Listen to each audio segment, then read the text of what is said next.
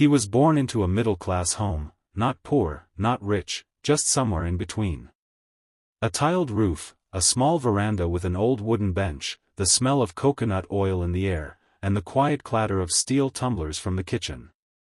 Life was ordinary, predictable. The kind where you grow up not thinking much about the future, because your parents are already worrying about it enough for you.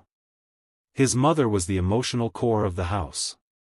She remembered every small detail, his lunchbox preferences, when he needed a haircut, when the power bill was due. She was always there, always soft, always asking, "Did you eat?" even if it was 10 p.m. and he had already eaten twice. His father, on the other hand, was different. Present, but in a background kind of way. A man of few words. He would come home late, sit on the edge of the old wooden cot, take off his sandals slowly, and ask only one thing: how was school? The boy would mumble a few words, then vanish into his room. That was their routine. If he needed something, new shoes, exam fees, even a cricket bat, he never asked his father. He told his mother. She'd bring it up later during dinner, carefully phrased like a casual suggestion, and his father would silently nod or grunt in agreement. There was no anger in the house, no fights, no violence. Just silence. A kind of distance that felt normal, until years later, he realized it wasn't. After school, he went to college like everyone else. Took a practical degree. Studied hard enough. Didn't top anything, didn't fail anything. Just floated in the middle, like he'd always done. When college ended, life came to a halt. He started looking for a job. At first, he was excited. Hopeful. Then the rejections came. Emails that began with, "We regret to inform you," phone interviews that never led to anything.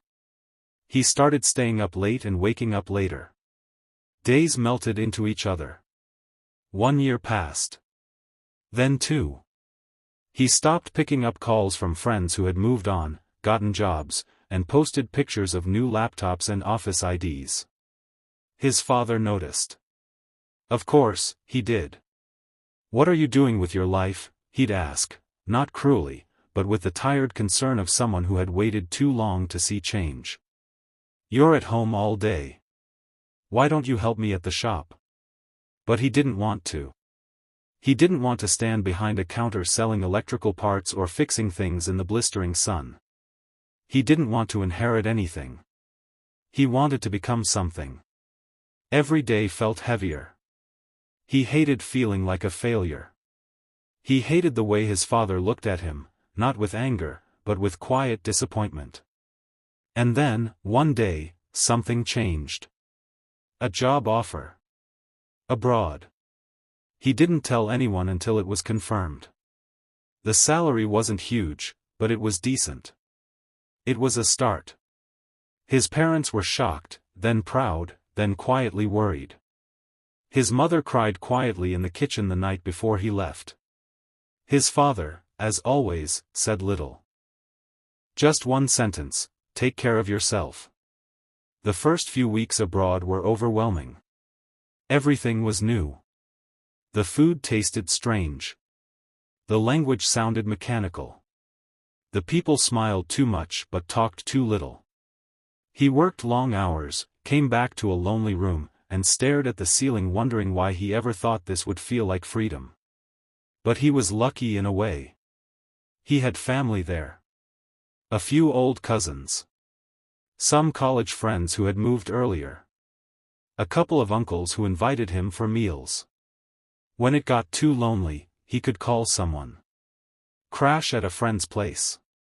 Share a drink. Laugh about old times.